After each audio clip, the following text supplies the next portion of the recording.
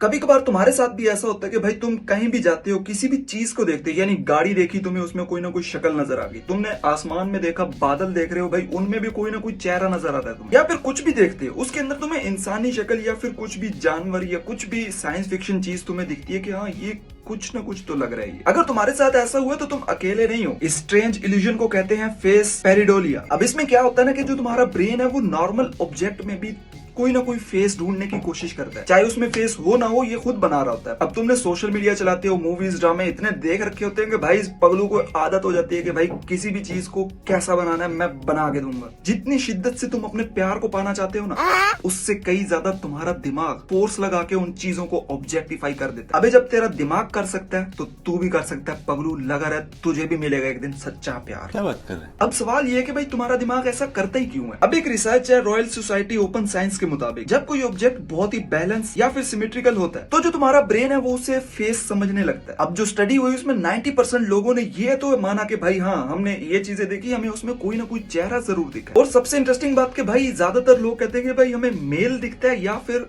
कोई happy face वगैरह दिखता है, लेकिन भाई अगर नोज पर फोकस करोगे ना तो वही फेस तुम्हें एंग्री या फिर ओल्ड लगने लगेगा। अब एक्सपर्ट्स कहते हैं कि ये सिर्फ सर्वाइवल इंस्टिंक्ट है कि भाई तुम्हारा ब्रेन अननोन चीजों में भी फेस को ढूंढ लेता है। अब दिमाग के मुताबिक कि भाई अगर वो ये चीजें कर रहा है तो वो जो उसमें कोई डेंजर तो नहीं है, वो उसको समझने के लिए ऐसा कर रहा हो, मतलब कि भाई तुम्हारा दिमाग तक तुम्हें बचाने में लगा हुआ है। तो नेक्स्ट टाइम भाई जब तुम किसी दीवार में या बादलों में देखो ना कोई चेहरा, तो पगलू डरने की जरूरत नहीं है, वो सिर्फ तुम्हारा ब्रेन ओवर स्मार्ट बन रहा है।